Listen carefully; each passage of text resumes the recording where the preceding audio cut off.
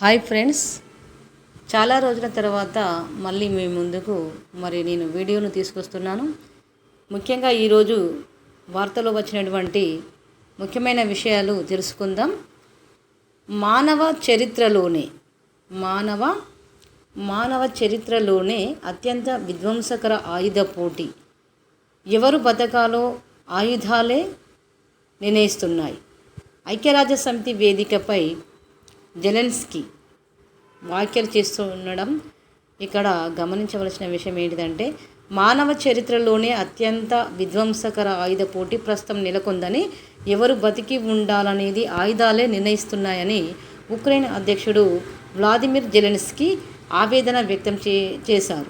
Russia అధ్యక్షుడు Putin యుద్ధాన్ని ఉక్రెయిన్తో ఆపరని, ఐరోపాలోని పలు దేశాలకు విస్తరిస్తారని హెచ్చరించడం జరిగింది. న్యూయార్క్లోని ఐక్యరాజ్య సమితి సర్వప్రతినిధి సభలో బుధవారం మాట్లాడిన ఆయన రష్యాకు వ్యతిరేకంగా చర్యలు చేపట్టాలని ప్రపంచ నేతలను కోరడం అయితే జరిగింది. ఇక చూడండి, ఈ ఫోటోలో ఉన్నటువంటి చిత్రాన్ని చూసినట్లయితే చాలా విచిత్రంగా ఉంది కదా. జార్ఖండ్లోని లాతెహార్ జిల్లా మధువాడ గ్రామానికి చెందిన అనిషా కుమారి 15 సంవత్సరాలు. ఈ బాలిక దేవి నవరాత్రులు ఉపవాసాలు చేస్తూ కఠిన దీక్ష చేపట్టడం జరిగింది.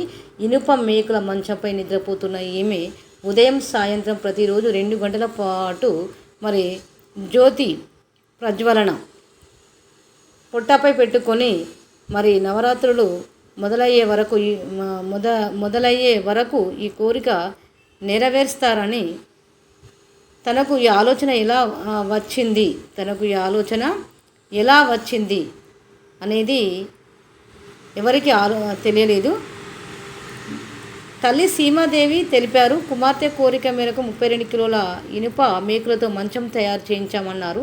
నవరాత్రుల సమయంలో అమ్మవారి అనుగ్రహం పొందడానికి భక్తులు పలు రకాల కఠినంగా ఉపవాస దీక్షలు చేస్తారని చాలామంది పండితులు అయితే పేర్కోవడం జరిగిందట. అలాగే ఈ యొక్క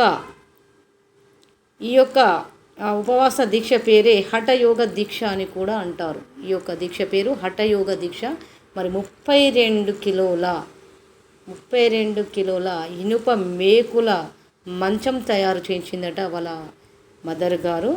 ఆ మంచం పైన 9 నవరాత్రులు కఠోరమైన ఉపవాస దీక్ష చేపట్టనుంది ఈ అమ్మాయి.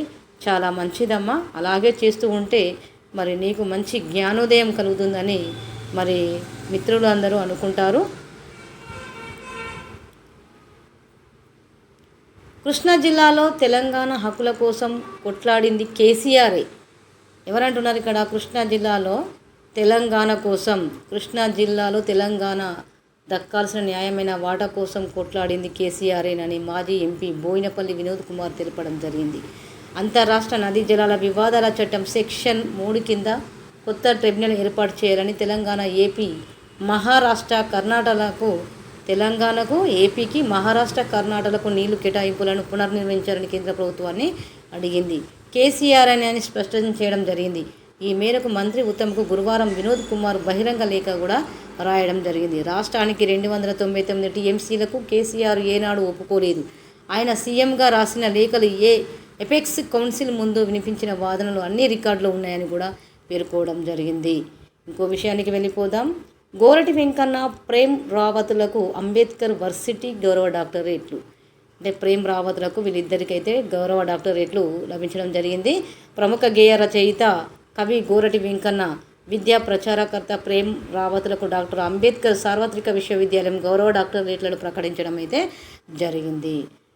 సొంత విద్యా విధానం రూపకల్పన కమిటీలో మన అధ్యాపకులు ఏం చేస్తున్నారు అని అంటే, సొంత విద్యా విధాన రూపకల్పనకు నేషనల్ ఎడ్యుకేషనల్ పాలసీ 2020 మార్గదర్శకాల అనుగుణంగా రాష్ట్ర ప్రభుత్వం తెలంగాణ రైజింగ్ 2047 పేరుతో సొంత విద్యా విధాన రూపకల్పన కమిటీ సభ్యులుగా పలువురు అధ్యాపకులను VCU ఉమేష్ కుమార్, రిజిస్ట్రార్ రవి కుమార్ ద్వారా నియమించడం అయితే జరిగింది.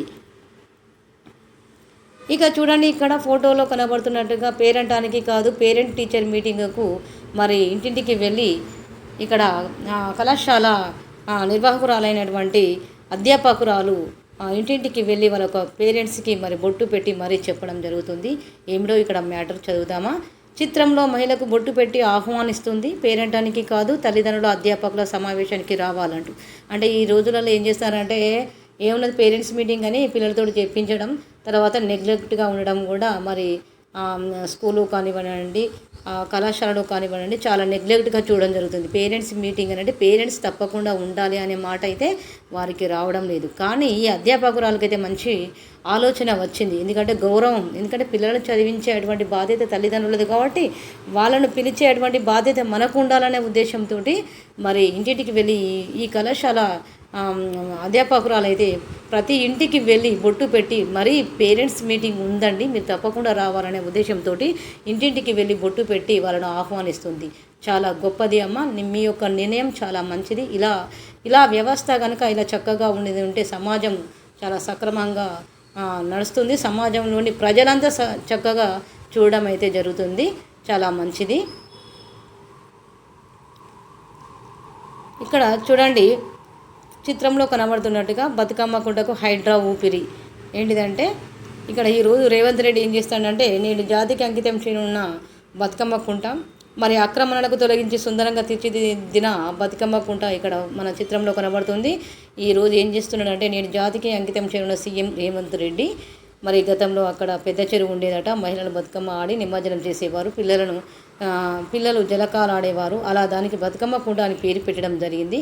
క్రమంగా ఏమైందంటే కబ్జాదారుల కన్ను పడింది. ఏది కుంట పైన. కుంట స్థానంలో భవంతులు వెలిశాయి, 3వ వంతు మాత్రమే మిగిలింది. దానికి Hyderabad disaster response and assets protection agency HYDRAA అంటే